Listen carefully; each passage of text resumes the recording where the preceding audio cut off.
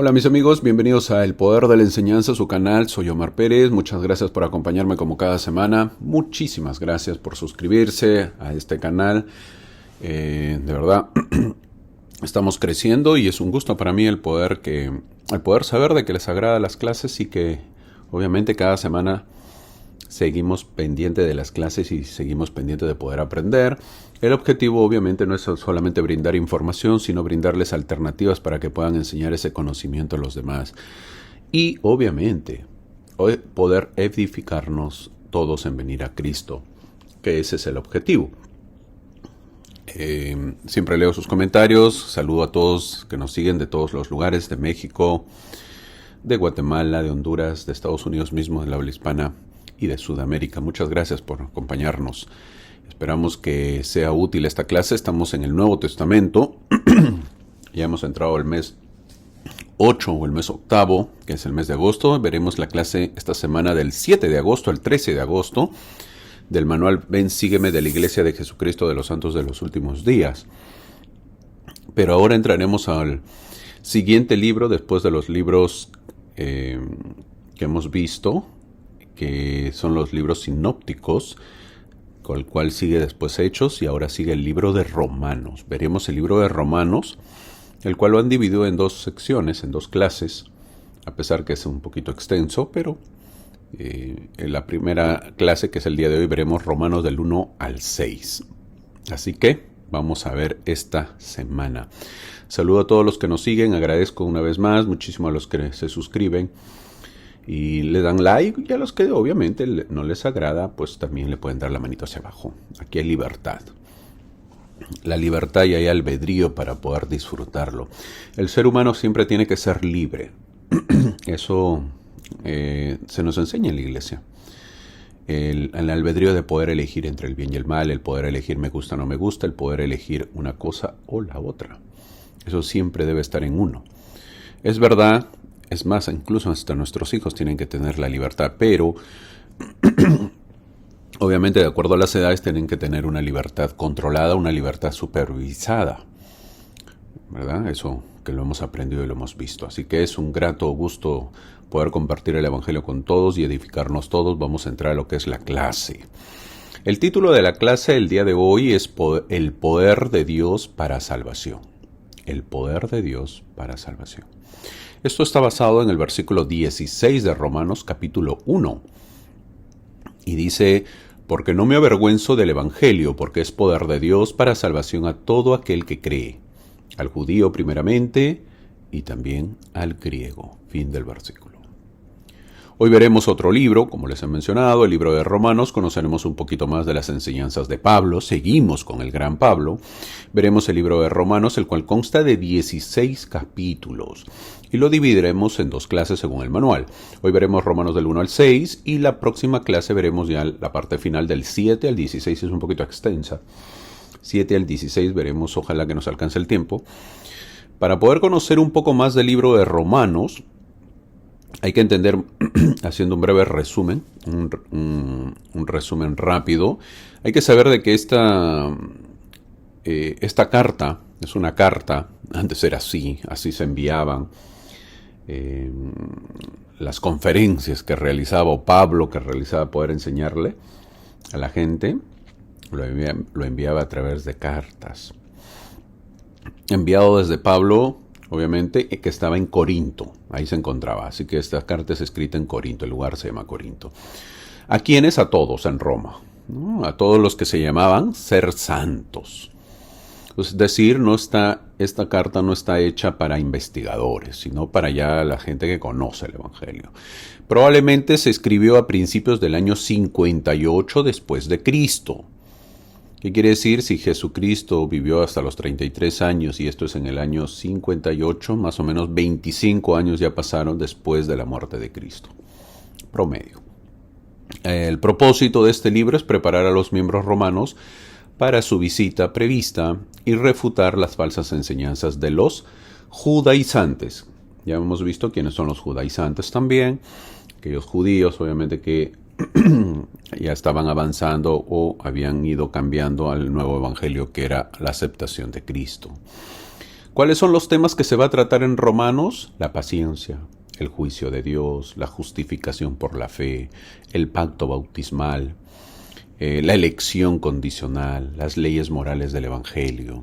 Eso trata más que todo este libro de Romanos. Para hacer un poquito, bueno, vamos a hablar un poquito más del resumen de este libro y para saberlo más, para no confundir a los que nos siguen, si sigues las clases, para que no te confundas en qué parte estamos de las Escrituras. Es que esta clase, ¿se acuerdan la clase? Bueno, esta clase tiene que ver con la clase pasada. La clase pasada nos quedamos en Hechos, ¿verdad? Al final de Hechos, pero en la vida de Pablo, esta carta, es decir, la carta a los romanos, ya fue escrita. Pero ustedes se acuerdan que nos quedamos en Pablo, que estaba en Roma a punto de ser juzgado, ¿verdad? Pero ya Pablo ha escrito esta carta. ¿Okay? Entonces ya pasó este tiempo. Es cuando Pablo ya estaba en Corinto, pues, ¿no? Esperando su juicio. La epístola a los romanos es una carta, como lo he dicho, no un tratado sobre temas evangélicos específicamente, no está escrita para el mundo, sino para los santos, para personas que ya conocen y entienden las doctrinas de salvación. Esto es importante saberlo el contexto, mis amigos y mis hermanos. Una vez que uno sabe el contexto y en qué lugar, en qué parte o a quién está dirigido, uno va a poder entender mejor. Entonces, esto está dirigido a los que ya conocen y entienden las doctrinas del Evangelio, las doctrinas de salvación. Los comentarios de Pablo sobre temas evangélicos presuponen un extenso conocimiento previo por parte de los lectores. O sea, no era cualquiera, ya tenían tiempo en el Evangelio. Aquí no expone doctrinas como tales, por ejemplo, él simplemente, o sea, no es específico en la doctrina y profundo, simplemente comenta acerca de ellas, dejando sin mencionar los volúmenes de comprensión del Evangelio que ya poseían los santos. Ellos ya tenían escrituras, ya tenían comentarios, pero Pablo refuerza ello. Romanos, el libro de Romanos, o la carta a los romanos, no es una fuente de conocimiento del Evangelio para los santos, espiritualmente sin instrucción. Si tú no conoces mucho el Evangelio y de frente estudias Romanos, no lo vas a poder entender o te puede ir chocando. ¿Por qué? Porque hay etapas del aprendizaje. No es el lugar inicial, este libro no es el lugar inicial al acudir para aprender de Cristo y sus leyes. No es así, ¿verdad? No sería así. No se cumpliría el propósito del Evangelio. Así dijo el elder Bruce R. McConkie. Dijo que obviamente no es el lugar inicial, el libro de Romanos, para que acudan pues aquellos que quieren aprender de Cristo, aprender, sino ya para los que están más avanzados, se podría decir. Así que el libro de Romanos es un poquito más profundo. Romanos es diferente de las demás cartas que Pablo escribió a las iglesias del Nuevo Testamento. Otras cartas del Nuevo Testamento se enfocan mucho más en la iglesia y sus retos y los problemas que siempre hay. La carta de los Romanos se enfoca más en Dios y su gran plan de redención. Cuando hablo de redención, está hablando del perdón, del arrepentimiento, de la expiación. Pablo estaba a punto de viajar a Jerusalén en este tiempo, cuando escribe a los romanos, al escribir la carta a los romanos. Pablo nunca había estado en Roma y él no fundó la iglesia en Roma, o la iglesia romana. Esto hace el libro de los Romanos diferente debido a que la mayoría de las cartas de Pablo fueron a las iglesias que él había fundado. Hay que recordar que Pablo llegaba y fundaba iglesias, entraba a las sinagogas, ya tenía un público cautivo, así se le llama, el público cautivo quiere decir pues los que asisten a la sinagoga, eran judíos. Entonces Pablo llegaba como buen judío y les predicaba el Evangelio y, hablando en términos de ahora para que se pueda entender, sacaba a esa gente, ¿no? Los jalaba a esa gente, sacaba un poco de judíos, no todos, pero prácticamente pues las sinagogas ya se quedaban sin gente. ¿Por qué? Porque Pablo llegaba y les predicaba el Evangelio y obviamente ellos se convertían en judaizantes, algunos obviamente aceptaban muy bien el Evangelio. Ahora, él en muchos lugares había fundado pues la iglesia, ¿no? Pablo. Al parecer la iglesia, pero en Roma no. Al parecer la iglesia de Roma comenzó de alguna manera espontánea al llegar los cristianos a la gran ciudad del imperio y se establecieron ahí. No hay evidencia bíblica o histórica de que el apóstol Pablo haya fundado la iglesia en Roma. Es por eso que lo digo que no fundó en Roma. Ahora veamos el capítulo 1 de Romanos, del libro de Romanos. El primer capítulo de la carta a los romanos es una terrible porción de la palabra de Dios. A muchos no les gusta leerla en público, sino leerla en casa. ¿Por qué? Porque dicen que quedan sobresaltados de los terribles vicios del mundo gentil, los problemas que había. Así que hay que prepararse para eso. No va a ser un poquito fácil, pero bueno, vamos a ver. Pablo dirige su carta a los romanos, a los que él llama santos. En el versículo 7 dice los santos. Es decir, no eran los que estaban conociendo el Evangelio, ya eran miembros de la iglesia, entonces el mensaje tiene que ser diferente y les dice que siempre los ha querido visitar, pero no ha podido. En el versículo 13 dice eso, del capítulo 1 de Romanos que estamos analizando. Es decir, que su agenda estaba muy llena, pues la de Pablo, ¿no? Su agenda estaba repleta, tenía muchas visitas, tenía que ir a diversos lugares. Muy llena estaba la agenda de Pablo para visitar a varios lugares para predicar el Evangelio, obviamente. En Romanos 1:16 es lo que está en la diapositiva y lo voy a leer porque es un versículo muy conocido y tiene que ser conocido por nosotros y tenemos que recordarlo. Un versículo para marcarlo. Yo siempre trato de mencionarlo eso porque, es verdad que ahora ya tenemos las escrituras en la parte electrónica y ojo que también se pueden marcar y ojalá que lo marquemos y ojalá que lo aprendamos y ojalá que recurramos a ellas. Cuando a veces nos falta, cuando alguna persona desea alguna escritura, pues ya debemos más o menos recordarlo. Así que Romanos 1:16 es un versículo muy conocido. Y dice, porque no me avergüenzo del Evangelio, porque es poder de Dios para salvación a todo aquel que cree, al judío primeramente y también al griego. Si no nos avergonzamos del Evangelio de Cristo, mi amigo, tampoco deberíamos avergonzarnos de vivirlo. Y si no nos avergonzamos de vivirlo, entonces no deberíamos avergonzarnos de compartirlo. Somos miembros de la Iglesia de Jesucristo, que no lo olvidemos, que siempre vivamos dignos de esto. ¿Hay algo en esta iglesia de lo que debemos avergonzarnos? ¿Estás contento, mi hermano, de poder decir a aquellos con quienes te relacionas, soy miembro de la Iglesia de Jesucristo?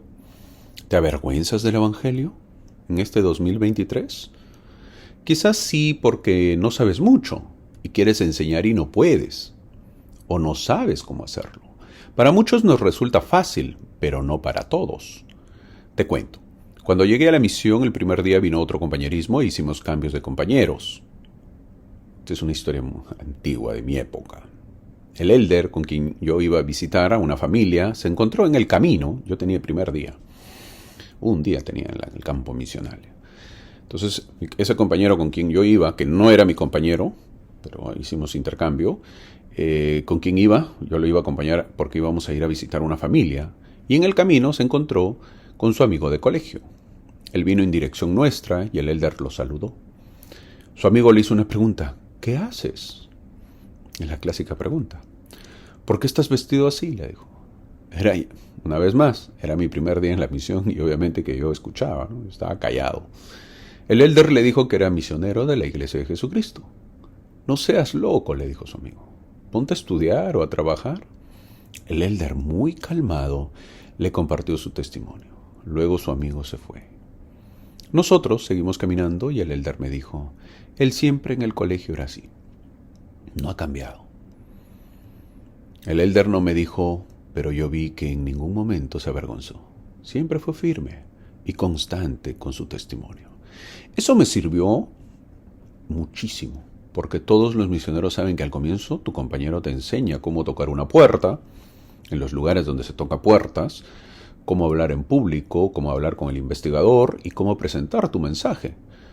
Y tú obviamente vas apoyando, pero poco a poco tienes que hacerlo tú. Así fue en mi caso. Llegó el día que mi compañero me dijo, elder, todo este bloque de casas, bueno, usted tocará las puertas y usted hablará y compartirá el Evangelio. Es más, mi compañero se hizo el que tenía tos y no podía hablar. Así que yo tenía que presentarnos y predicar. Sinceramente fue horrible, no fue fácil.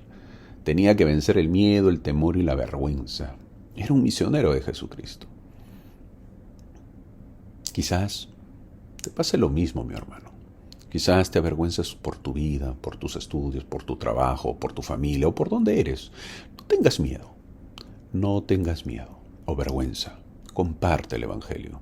Recuerda que tú no eres ejemplo. No somos ejemplos para las personas. El ejemplo es Cristo. Que vengan y conozcan el Evangelio de Cristo y que Cristo sea su ejemplo. No lo olvides. ¿Tienes problemas en compartir? No te preocupes. Para eso están los misioneros. Ese es su llamamiento. Solamente comparte lo poco que sabes y deja que los misioneros hagan su trabajo. No te olvides, una vez más, nosotros no somos ejemplos para las personas. Es verdad que se nos aconseja, se nos dice que llevemos una buena vida para que los demás vean en nosotros. Sí, pero una vez que estás enseñando el Evangelio o tratando de compartir, tienes que siempre recalcar que el ejemplo es Cristo y no uno.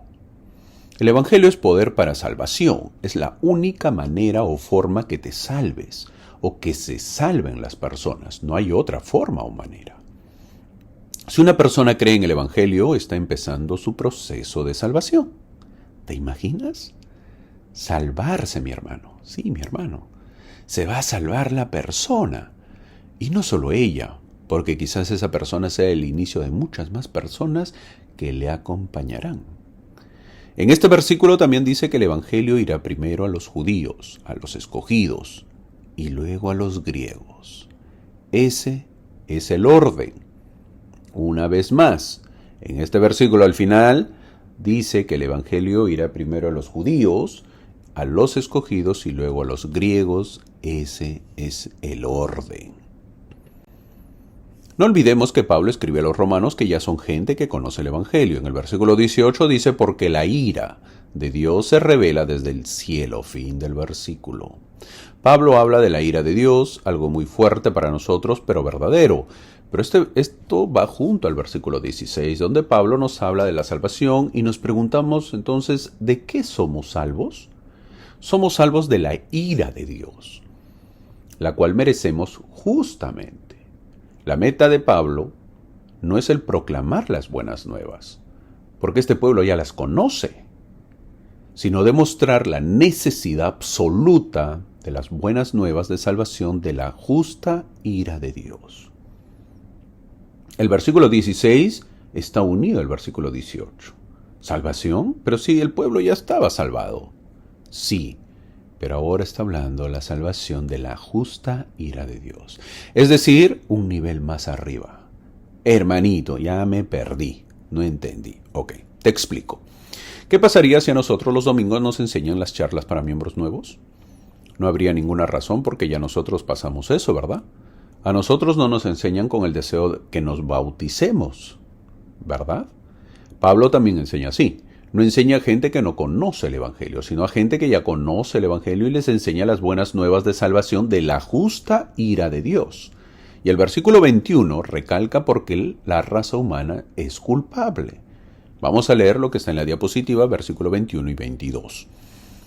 Pues, habiendo conocido a Dios, no le glorificaron como a Dios, ni le dieron gracias, sino que se envanecieron en sus razonamientos, y su necio corazón fue entenebrecido.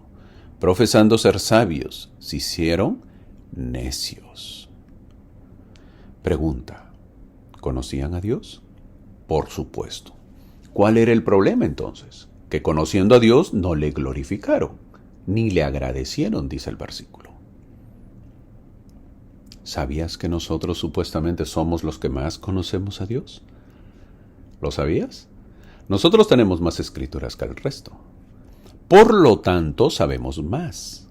Nosotros tenemos profetas, por lo que sabemos más. Es decir, sabemos más que los demás. Bueno, por lo menos debemos saber más que los demás. Si no lo sabemos, ya es por tiempo, porque recién conozco o porque he tenido pereza, o porque no me han explicado bien. Ahora bien, la otra pregunta, si conocemos a Dios, ¿le estamos glorificando y dando gracias? ¿Qué es glorificar? Adorar, alabar. ¿Y cómo puedo hacerlo? Yo lo adoro cuando oro, por ejemplo. Lo alabo cuando canto himnos, pero canto con ganas. Un amigo pianista me dijo una vez, ¿sabías que el primer himno los miembros no cantan? Y menos las primeras estrofas. ¿Lo sabías? Recién van cantando al final de la estrofa o el segundo himno, porque parece que vienen de sueño, medios dormidos. Mi hermano, ¿crees que como cantas estás alabando a Dios? Canta, mi hermano, canta, no importa la voz que tengas. Canta porque estás alabando a Dios. No lo olvides. Ora, mi amigo, porque es una forma de reconocerlo como tu Dios. Arrodíllate todos los días y suplícale y pídele, y así lo estás glorificando. Si estás en tu casa y van a almorzar, pide que se haga la oración, y si nadie quiere hacer la oración, hazla tú, mi hermano, para que sepan todos y tú también que estás glorificando a Dios. Siempre démosle gracias, no solo por lo que nos da, sino incluso por lo que no nos da. Seamos un pueblo grato, agradecido. Hoy aprendemos cosas sencillas que podemos hacer y que estamos dando pasos para acercarnos a Dios. Cantar y orar, por ejemplo.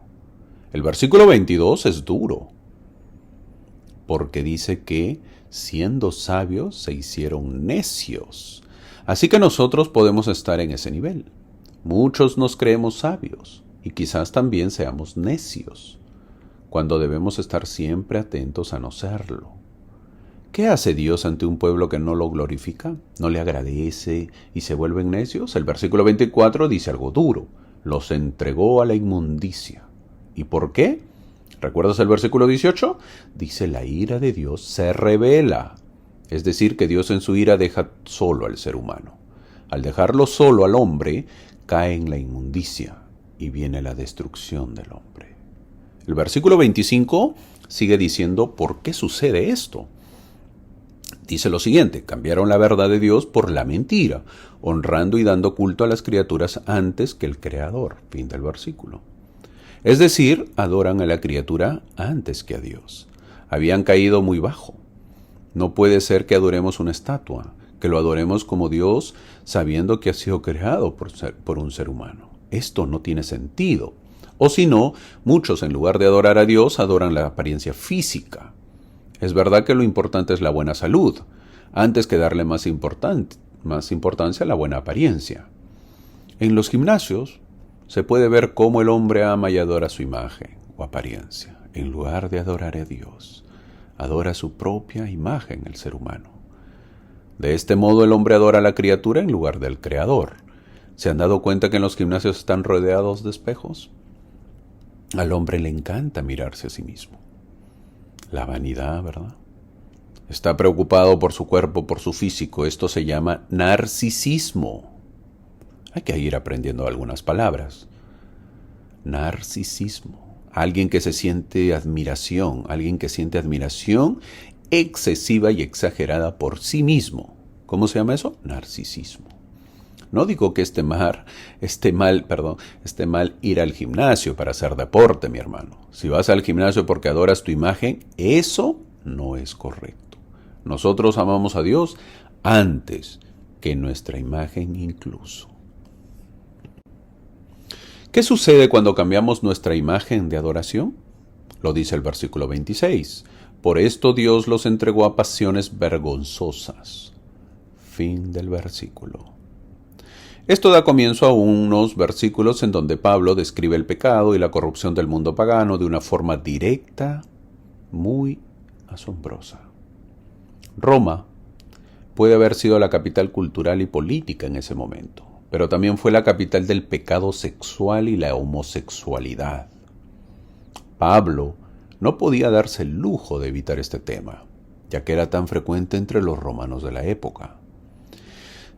Tan frecuente, de hecho, que contribuyó a la misma caída de Roma. Si lees un poquito de Roma o si ves una película de Roma, vas a ver que siempre hay pecado y corrupción, y el pecado más común era la sexualidad y el homosexualismo. Los versículos 26 y 27 lo dicen. La homosexualidad del hombre y también de la mujer. ¿Qué piensa la iglesia de la homosexualidad? Lo mismo que piensa Dios. Es verdad que cada vez el mundo lo permite. Muchas sociedades vemos que lo permite y no por ello la iglesia se une a ello. La iglesia ama a aquella persona que tiene esta condición y lo ama por ser hijo de Dios, pero no permite su actuar. Quizás en nuestros países veamos que se dan más leyes a favor de ellos, pero no por eso quiere decir que la iglesia los acepte. Pablo vivió en una cultura que abiertamente aprobaba la homosexualidad. Pablo no escribió esto a una cultura que estaba de acuerdo con él. Pablo escribió a una cultura en donde la homosexualidad era aceptada como parte de la vida para hombres como para mujeres. En el tiempo en el cual Pablo estaba escribiendo, Nerón era el emperador. Él tomó a un muchacho, para que tengamos una idea, él tomó a un muchacho llamado Sporus y lo castró. Después se casó con él, con una ceremonia completa. Le trajo al palacio con una gran procesión e hizo al muchacho su esposa. Luego Nerón vivió con otro hombre y Nerón era la esposa. Imagínense, Nerón es conocido por estas extravagancias y obviamente que la sociedad también. Así era el gobernante de Roma. Luego Pablo relata los demás vicios que adolece la sociedad en los siguientes versículos. Habla de fornicación, avaricia, envidia, murmuradores, soberbios, desobedientes a los padres. Pablo sabía cómo era la sociedad y los problemas que había.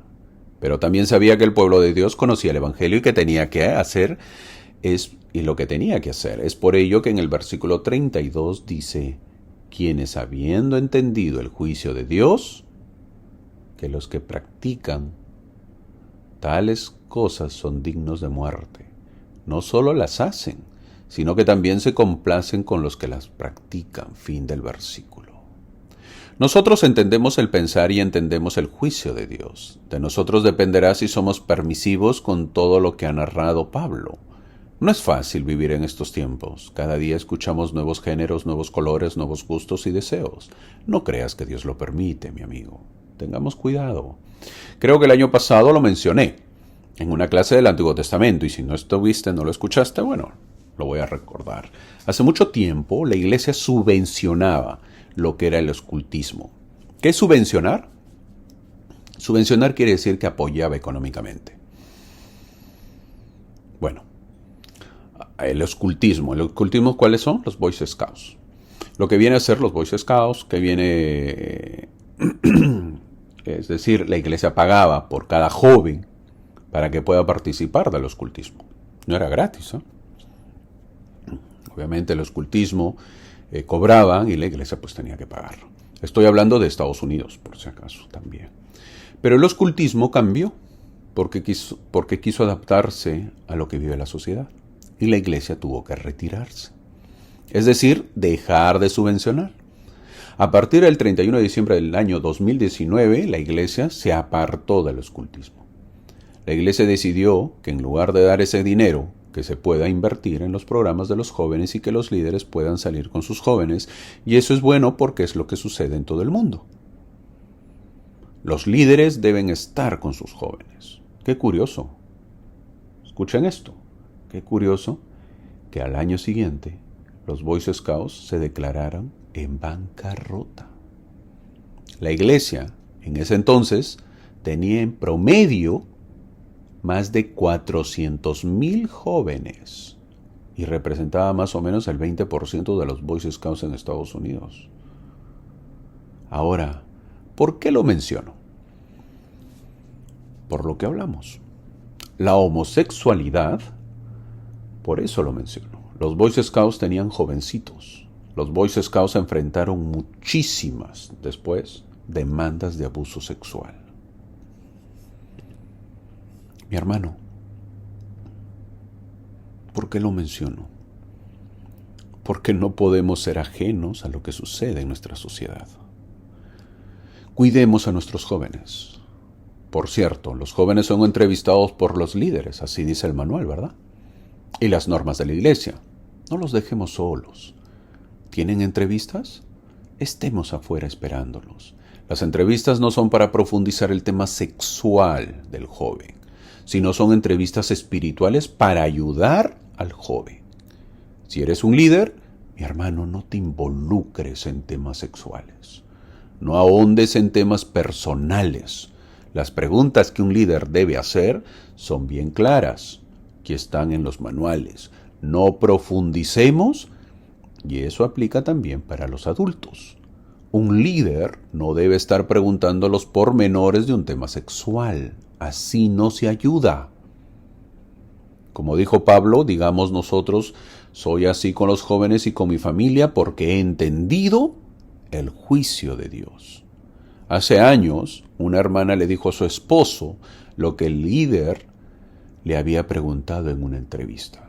Y como había ahondado, este líder, como había ahondado en temas sexuales en dicha entrevista con esta hermana. Este esposo, felizmente calmado y muy sabiamente, le dijo al obispo que eso no se preguntaba y que tenga mucho cuidado. El obispo no hizo caso y con el tiempo tuvo problemas y fue excomulgado. El líder es alguien que debe ayudar y los miembros debemos ayudar al liderismo. ¿Qué hacer si una hermana tiene una entrevista? Debe ser acompañada por alguien que espere afuera. Si eres un líder sabio, sería bueno que dejes incluso la puerta entreabierta o la ventana abierta cuando entrevistes jovencitos o hermanas. La iglesia, para ayudar a los jóvenes y a las familias y liderismo, ha creado unas actividades muy bonitas. No se ha quedado atrás la iglesia. La iglesia también ha sacado actividades para ayudar a los jóvenes. Por ejemplo, en inglés es el FSI, FSY, y en español es el PFJ. Para la fortaleza de la juventud significa en inglés y en español. ¿Qué es eso? Son actividades donde los jóvenes hacen una especie de retiro y pueden tener reuniones espirituales, intelectuales y sociales. Y esto yo creo que es una forma de poder ayudar a los jóvenes. Mucho se puede ayudar a los jóvenes. En mi barrio la vez pasada hicieron actividades, se coordinó para que vaya el obispado llevando a los jóvenes a Nabú, que es lejos, no es cerca de donde yo vivo, 14 horas manejando. Y se fueron. Bonitas experiencias. Obviamente hay presupuesto, obviamente los jóvenes trabajaron, obviamente los padres ayudaron y obviamente que los miembros también ayudaron a poder solventar, a poder llevar sus alimentos, a poder irse en una excursión. Qué mejor, qué bonito. Y todos obviamente supervisados por el liderismo. Mi hermano, es la mejor forma de que los jóvenes estén dentro de lo correcto. Tengamos cuidado cuando están nuestros jóvenes, dónde están, estemos pendientes de ellos, porque el mal está al acecho. Entramos a Romanos 2. En Romanos 1, Pablo señaló los pecados más notorios y en este capítulo ahora habla de aquellos que son por lo general los morales, ¿verdad? Él está hablando obviamente de los pecados más turbios que había en la sociedad, pero ahora les habla a las personas que se creen los morales en su conducta, felicitándose a sí mismo, pues dicen que no son como las personas que Pablo describió en Romanos 1. Siempre hay, ¿verdad? Los que señalan, pues los que acusan a los demás. En otras palabras, Pablo en este capítulo habla, pero a los fariseos, estos que dicen que nunca cometen pecado. Recordemos que nuestra visión se oscurece por completo cuando no tenemos un espejo que refleje nuestras propias faltas y miramos solo las debilidades de los demás. Cuando seguimos las instrucciones del Señor, estamos tan ocupados perfeccionándonos que llegamos a darnos cuenta de que las faltas de los demás son pequeñas en comparación. Debemos establecer un bonito hábito de minimizar las debilidades de los demás. y así aumentar nuestras propias virtudes. Así que nosotros siempre debemos establecer esos hábitos. El bonito hábito de minimizar las debilidades de los demás y así pues aumentar nuestras propias virtudes. Pablo empieza este capítulo, el capítulo 2 de Roma, hablando de los judíos que emitimos contra los demás. Pero en el versículo 4 nos habla de las riquezas de Dios con la gente. El versículo 4 dice, ¿o menosprecias las riquezas de su benignidad, paciencia y longanimidad, ignorando que su benignidad te guía al arrepentimiento? Fin del versículo. Son estos tres aspectos de la bondad de Dios para nosotros como riquezas. Es benigno con nosotros, es decir, muy bueno. Es paciente, tiene mucha paciencia y longánimo, es decir, en su generosidad es eterno. Qué bonito saber de que así es Dios.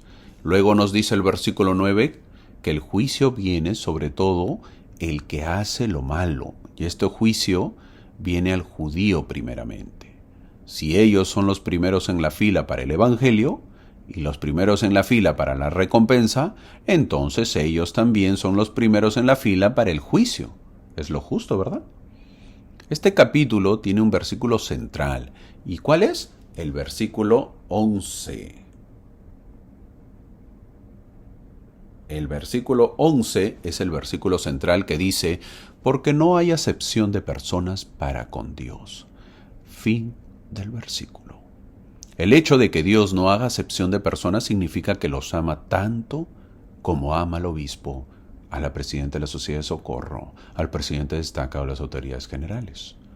Significa que Dios ama tanto a los que están fuera de la iglesia como a los que están dentro de la iglesia. No tiene favoritos. Cuando digo esto, a muchos les da una picazón, porque muchos nos creemos favoritos. A nadie, mi hermano, se le otorgan privilegios especiales. Al buscar la gracia de Dios, a nadie se le permite meterse en la fila. Nadie recibe pases VIP o pases VIP. A través de la justicia de Dios, los beneficios de la salvación están igualmente disponibles para todas las personas a pesar de su raza, credo, educación, etc. No hay favoritos. No existen favoritos. Nefi escribió, Él invita a todos a venir a Él y participar de su bondad, y no niega a ninguno de los que vienen a Él, negros o blancos, esclavos y libres, hombres y mujeres, y se acuerda de las naciones, y todos son iguales ante Dios, tanto judíos como gentiles. Segunda de Nefi 26:33 lo dice. El presidente Nelson, profeta de la actualidad, dijo lo que está en la diapositiva. Dios no ama a una raza más que a otra. La posición de ustedes ante Dios no lo determina el color de la piel, la determina nuestra devoción a Él. ¿Cuándo dijo eso? En la conferencia general de octubre del año 2020. Lo dijo el domingo en la mañana. Una vez más lo voy a leer. Dios no ama a una raza más que a otra. La posición de ustedes ante Dios no la determina el color de la piel, lo determina nuestra devoción a Él. Si tú eres más devoto a Dios, obviamente vas a avanzar en la fila. Algunos antiguos rabinos enseñaban que Dios, escuchen esto, mostraba parcialidad, que Dios hacía excepción hacia los judíos. Ellos decían, Dios juzgará a los gentiles con una medida y a los judíos con otra. Esto era absurdo, pero obviamente que así enseñaban. Y obvio que el pueblo, el judío, les creía. Imagínense, era terrible las enseñanzas. Los siguientes versículos del 17 al 23, Pablo está hablando al segmento judío de la iglesia. Algunos de ellos tienen buenas intenciones, mientras que otros insisten en que el evangelio de Cristo se viva de la misma manera, rigurosa y orientada por reglas como habían vivido la ley de Moisés. Sus tradiciones de superioridad religiosa eran inalcanzables y destructivas. Pablo está tratando de ser amable mientras los corrige. Él usa un lenguaje diplomático, pero lo que realmente quiere decir es: ustedes, los judíos, están tan orgullosos de la ley de Moisés, se creen tan grandes, están seguros de que son sabios, mientras que todos los demás son necios. Están seguros de que van a ser salvos, mientras que todos los gentiles serán arrojados al infierno. Están tan felices de erigirse en guías de los ciegos y maestros de los incrédulos. Sin embargo, su orgullo y su hipocresía son una ofensa para Dios. Ese es el resumen de lo que Pablo les quiere decir. El pueblo judío de los días de Pablo eran extremadamente orgullosos y confiados en el hecho de que Dios dio su santa ley a ellos como nación. Ellos creían que esto confirmaba su estatus como el pueblo santo escogido y por lo tanto tenían asegurada la salvación. Qué bonito, ¿verdad? Así pues era fácil. Para ellos les bastaba: tú naciste judío, por lo tanto tienes pase VIP, tienes pase VIP, por lo tanto la salvación está asegurada. Así les enseñaba. Ahora, todo se reduce a este principio. Tú tienes la ley, pero ¿la guardas? Tú puedes ver cómo otros rompen la ley. ¿Ves también cómo tú la rompes? Es por eso que Pablo dice en el versículo 24, porque como está escrito, el nombre de Dios es blasfemado entre los gentiles por causa de ustedes, de vosotros. Porque como está escrito, lo vuelvo a repetir, el nombre de Dios es blasfemado entre los gentiles por causa ¿de quién? De ustedes.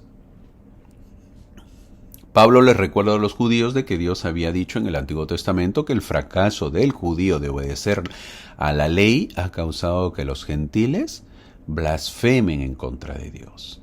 El Antiguo Testamento había fracasado, habían puesto tantas normas y mandamientos que los gentiles no querían saber nada de ese evangelio. Y por eso habían blasfemado contra Dios. Con tantas normas, ¿qué tantas normas ponemos ahora? Entonces nos preguntamos, nosotros, ¿qué ponemos? Que muchos no quieren conocer el evangelio. Una cosa, por cierto, es norma y otra mandamiento. Hace años, una hermana dijo que ojalá que los misioneros no le enseñen el diezmo a su esposo para que se pueda bautizar, porque aceptaba todo menos el diezmo el esposo. El diezmo era su problema, decía la hermana. ¿Los misioneros enseñarían o no el diezmo? A ver, ¿qué opinan? Una cosa es normas y otra cosa son mandamientos. Los misioneros le enseñaron el diezmo a este hermano y este esposo no lo aceptó, por lo que no se bautizó. La norma, ahora cambiamos, eso es mandamiento. La norma es cómo ir vestido los domingos, por ejemplo. No juzguemos cómo van vestidos los demás, mi hermano. Por favor, recibamos a todos los que llegan y no juzguemos cómo van vestidos. No es un mandamiento ir vestido con traje, con saco, con terno, como quieran llamarlo. Sí lo sabías, ¿verdad? No es mandamiento ir con camisa blanca. Con que vayas a la iglesia es suficiente. ¿Qué otra norma recuerdas? ¿Qué otra norma? A ver, algo que se te venga a la mente. Pero mientras se te viene a la mente, ves ahí en las láminas, en la parte superior izquierda, ves a un jovencito con una camiseta azul, que no tiene camisa blanca. ¿Está bien que vaya vestido así? Por supuesto, mi amigo. Por supuesto, démosle una cordial bienvenida. Asimismo ves en la lámina, tanto en la parte superior como en la parte inferior, a dos jóvenes. No dicen mucho su vida, ni nos importa, pero ellos tuvieron tatuajes o se hicieron tatuajes. Deben ir a la iglesia. Mi hermano, no juzguemos. Bienvenidos a la iglesia. Si estos jóvenes van a tu barrio, estréchales la mano, dales un abrazo y dile bienvenido, mi hermano. Bienvenido. Esa es nuestra función. Ese es nuestro trabajo. Los últimos versículos habla de la circuncisión porque seguían diciendo que se circunciden los gentiles para que primero sean judíos y luego cristianos. Así querían los judíos, eran terribles. Pablo dijo, el versículo 28, pues no es judío el que lo es exteriormente, ni es la circuncisión la que se hace exteriormente en la carne. Versículo 29, sino que es judío el que lo es en lo interior, y la circuncisión es la del corazón, en espíritu, no en letra. La alabanza del cual no viene de los hombres, sino de Dios. Fin del versículo. Vamos a usar esos versículos para aplicar en esta época. Una persona es un verdadero santo de los últimos días si él o ella lo es interiormente, si su conversión es la del corazón, en el espíritu. Es por eso que ahora no es importante la circuncisión. En la actualidad no es importante. No tiene nada que ver con la salvación. Ahora se nos pide que circuncidamos nuestro corazón.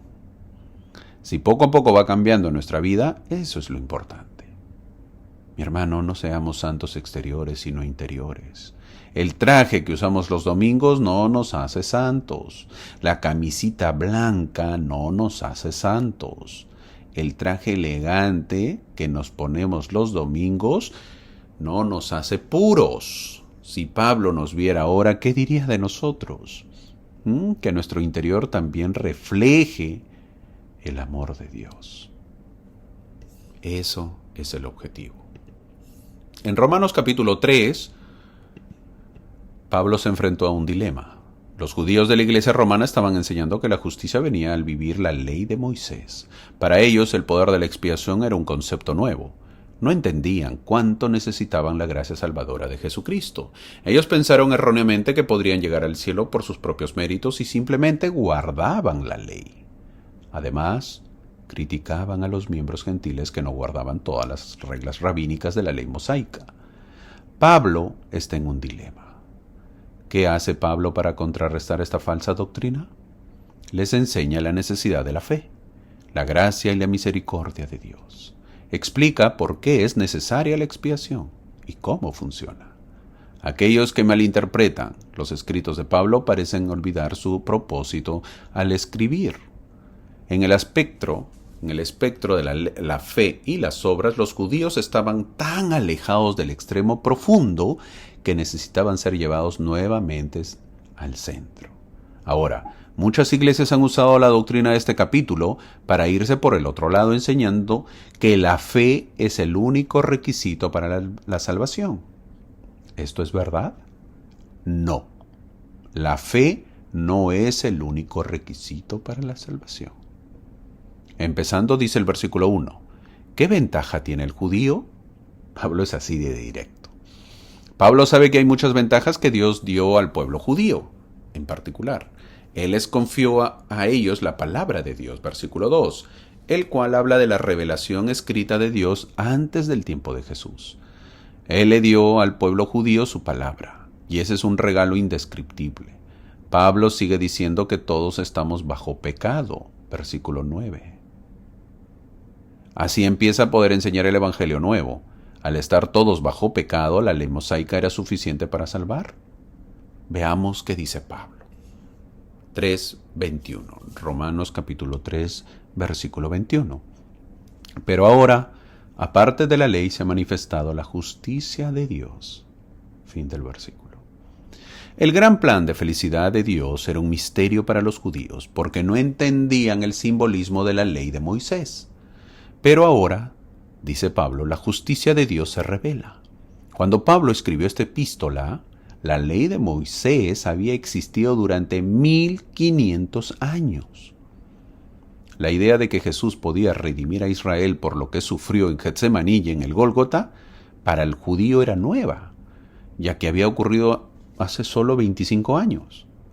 Pablo entendió lo que sus hermanos judíos no pudieron, que el sacrificio expiatorio de Jesús produjo el gran plan de salvación de Dios.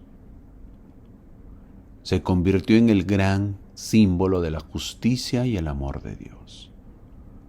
Demostró que la gracia y la misericordia de Dios eran necesarias para salvar a sus hijos.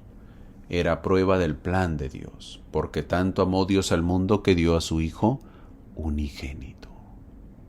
como sacrificio por el pecado. Si quería ser salvo, ya no era la ley de Moisés, sino el Evangelio de Cristo. La expiación de Cristo ahora salvaría a las personas. Si es que se arrepienten, ahora es la justicia de Dios que nos ayudará si tenemos fe en Jesucristo. Versículo 22. Ahora Pablo va más allá. El objetivo de Pablo al enseñar que todos pecaron, como dice el versículo 23, no es hacer que los romanos se sientan mal, es darles una comprensión de su necesidad de ayuda divina. Tal entendimiento aumenta la fe de uno y anima al arrepentimiento. ¿Cuál es la solución? Versículo 25 de Romanos capítulo 3. Dice, por la fe en su sangre, para manifestar su justicia para remisión de los pecados. Pablo nos dice que debemos tener una comprensión de la caída que conduce a una comprensión de la expiación que engendra un aumento de fe que anima al arrepentimiento. Así, el resultado final es el arrepentimiento y las obras justas. Al final, al entender que no podemos guardar la ley perfectamente, nos ayuda a esforzarnos, puesto que todos pecaron y están destituidos de la gloria de Dios, dice el versículo 23. Entonces, todos necesitan el poder redentor obtenido a través del arrepentimiento y el perdón. Las deudas de las que más nos gustaría ser liberados son nuestras deudas con la justicia cuando hemos pecado. Tal alivio está disponible, nos dice Pablo, a través del arrepentimiento. Qué bonito. Hermano, ¿te perdiste? Trata de retroceder y toma nota de nuevo, porque esto es muy importante para nuestra salvación. O escúchalo nuevamente, una y otra vez. De esa manera vamos a ir aprendiendo. Eso es lo bonito de estos videos, que lo puedes repetir y escuchar una y otra vez. Pero al seguir vemos que Pablo dice lo siguiente. En el versículo 28 dice, concluimos pues que el hombre es justificado por fe sin las obras de la ley. Fin del versículo. Este pasaje es utilizado principalmente por otras congregaciones para justificar su ruptura con la iglesia original. La afirmación general es que el requisito fundamental para la salvación es creer en Cristo. Este versículo es interpretado por algunos para indicar el único acto necesario para alcanzar la salvación. Al aplicar así, estas interpretaciones se ignoran, obviamente, las verdaderas ordenanzas, se descuida el cumplimiento de los mandamientos para calificar plenamente al individuo y finalmente se ignora la autoridad legítima para representar oficialmente al Señor, tanto para declarar el mensaje como para ejecutar las ordenanzas. Estas declaraciones deben aplicarse dentro del contexto de la doctrina para entenderlo. Pablo estaba diciendo, en otras palabras, la fe es el principio que activa el poder de la expiación en nuestras vidas y volvemos a tener una relación adecuada con Dios, a medida que la fe activa ese poder. Hay implicaciones maravillosas en este concepto y tal vez otra analogía pueda ayudarnos a ver más claramente el papel que juegan la fe y las obras para lograr la salvación. Por ejemplo, Pablo enseña a los judíos de Roma que el hombre es justificado por la fe sin obras de la ley. Es decir, empiecen a creer en Jesucristo y dejen a Moisés. Empiecen a creer en Jesucristo y ya no más las obras de la ley que ustedes hacían. Nada de circuncisión, esas son obras. Pablo dice que ya no más, solo la fe sin esas obras. Nosotros sabemos que el primer principio es la fe. Es por la fe que todo empieza, pero que luego uno tiene que hacer obras. Las obras de arrepentimiento, las obras de la obediencia para que el poder expiatorio de Cristo fluya hacia nosotros, nos redima del pecado, nos perdone del pecado y nos lleve de regreso a la presencia de Dios. En la iglesia no creemos que solo la fe salvará a la persona, sino que es fe con obras. Eso nos llevará a abrir las puertas de la expiación de Cristo y fluye hacia nosotros. Pablo, al enseñar que la gente necesita tener fe, termina diciendo que Dios no es solamente de los judíos. Versículo 29. Esto habrá hecho que los judíos oyentes puedan decir que se quedaron en la calle, en el Evangelio, ¿verdad? Porque Pablo les dice que la religión que ellos practican ya no es efectiva. Que la circuncisión no es efectiva y que ahora tenían que hacer obras de bien y que el Dios que ellos creían ahora ya no es solamente de ellos, sino de los gentiles también.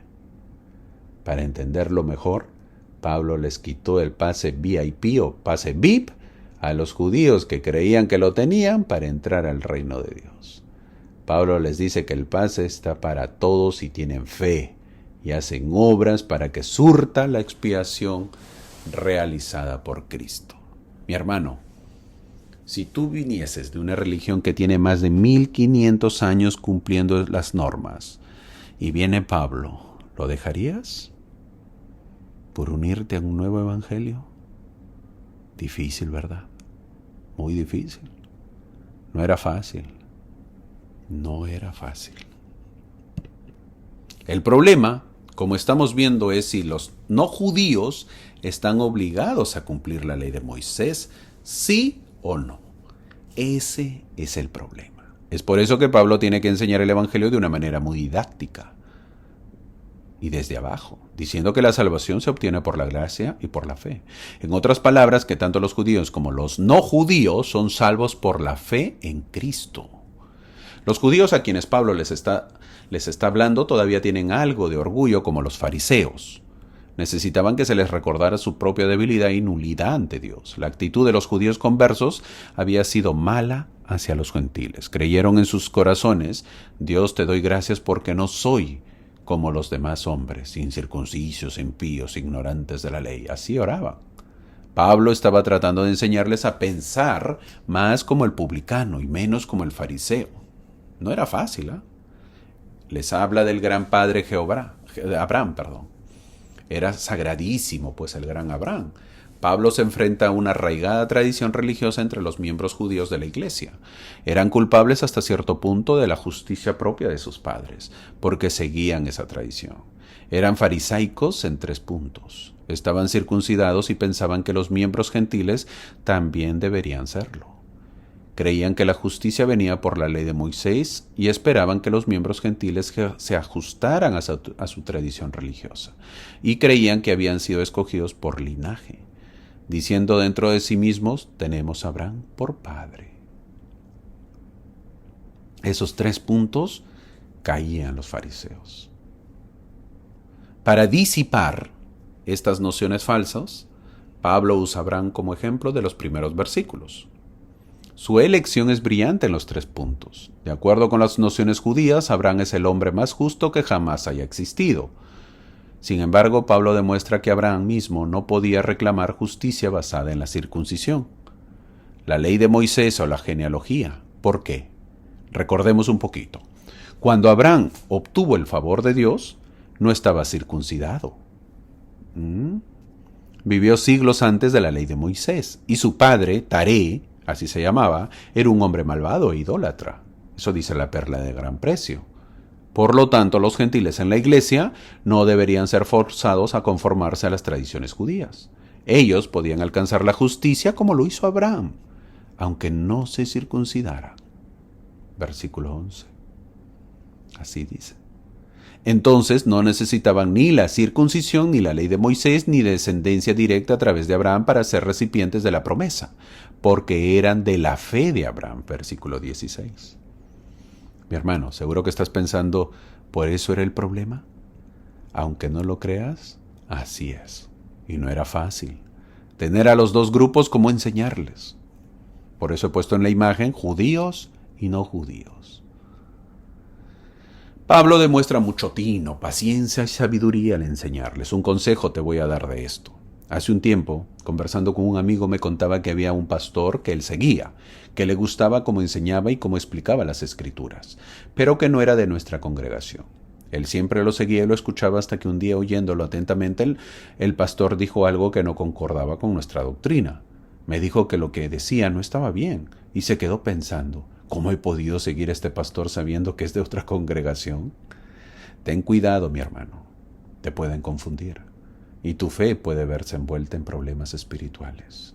Es más, desde este canal siempre les pido que antes de ver los videos lean sus escrituras para que puedan analizar mucho mejor y sentir el espíritu y puedan aprender mucho más y su fe se fortalezca. No me crean a mí, sino básense en las escrituras. Muchas veces cito también a líderes para que si tuviesen alguna pregunta puedan recurrir a la fuente.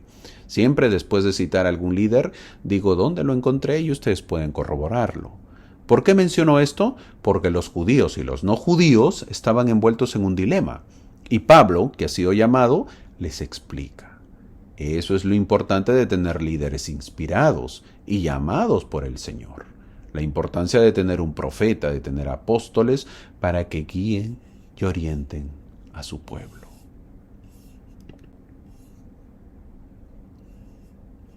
Una vez más, vamos a ver lo que dice Juan capítulo 14, versículo 2.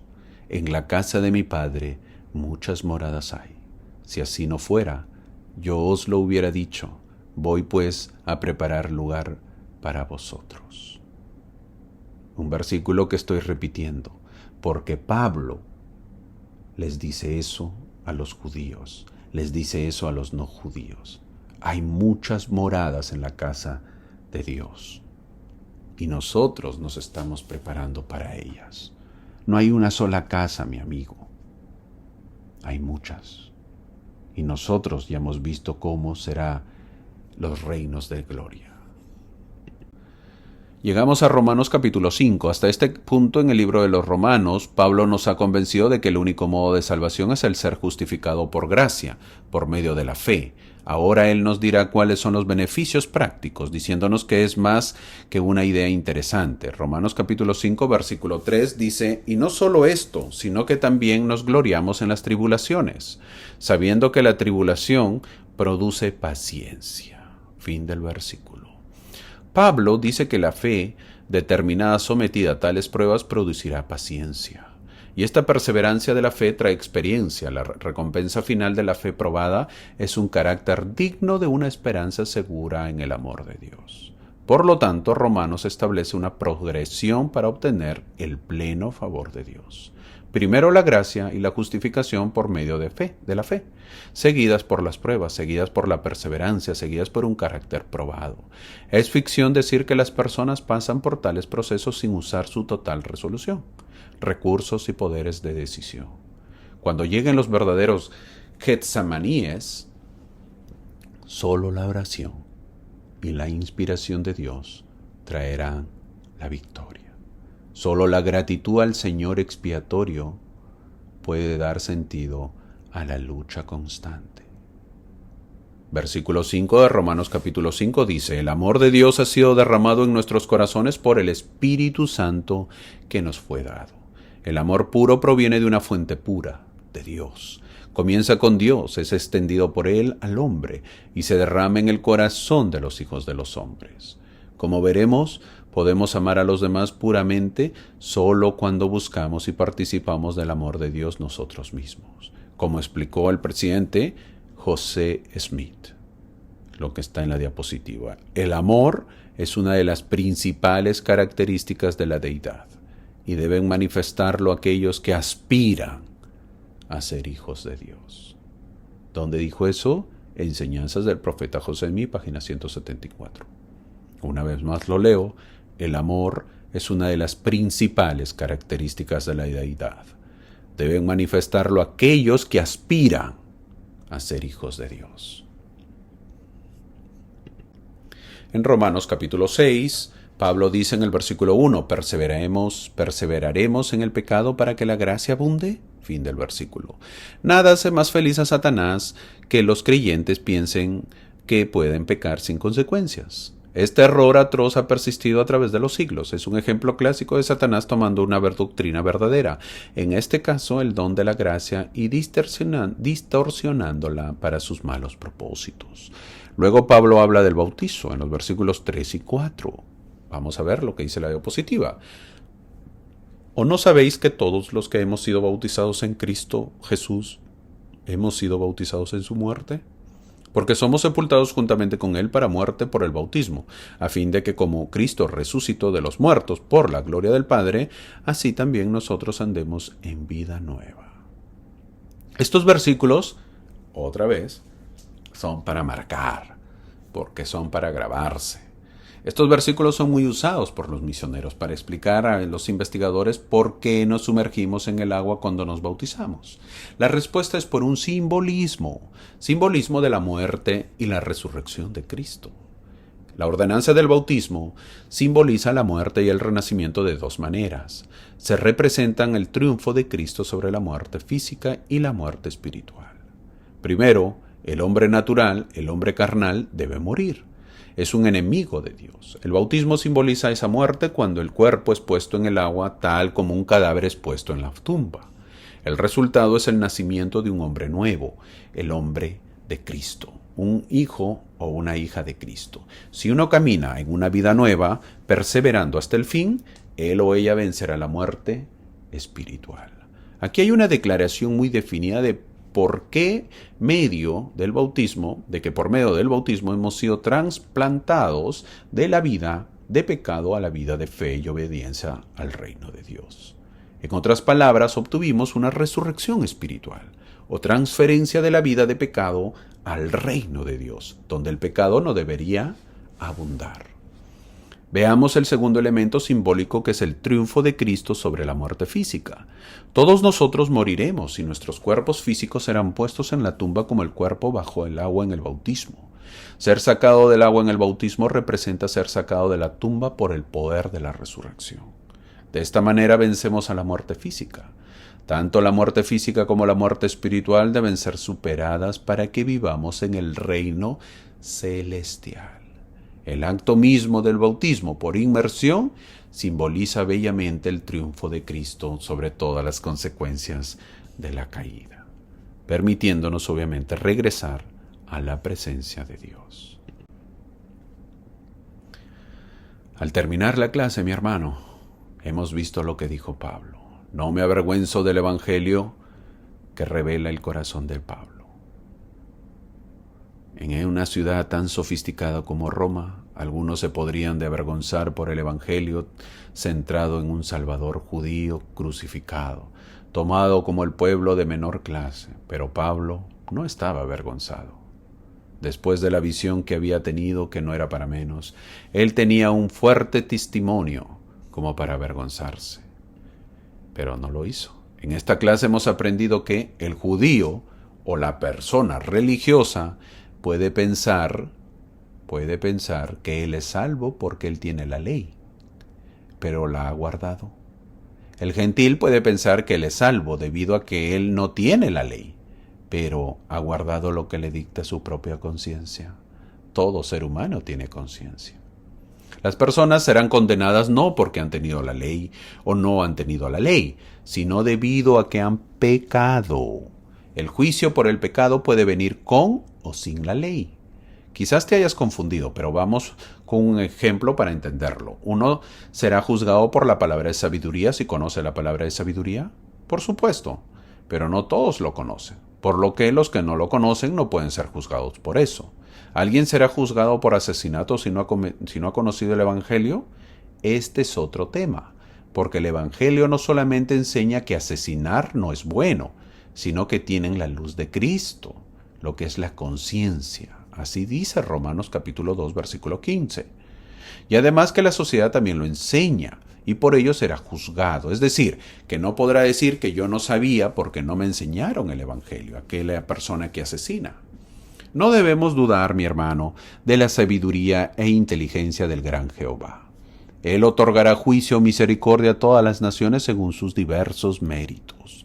Sus medios para obtener inteligencia, las leyes por las cuales se rigen, las facilidades que les brindan para obtener información correcta y sus inescrutables designios en relación con la familia humana. Y cuando los designios de Dios se hagan manifiestos y se retire el telón del futuro, todos nosotros finalmente tendremos que confesar que el juez de toda la tierra ha hecho lo correcto. Decir que los paganos serían condenados porque no creyeron en el Evangelio sería absurdo. y decir que los judíos serían condenados, todos los que no creen en Jesús serían igualmente absurdo. El judío creía en su circuncisión garantizaba su salvación. El bien podría ser castigado en el mundo por venir, pero nunca podría estar perdido.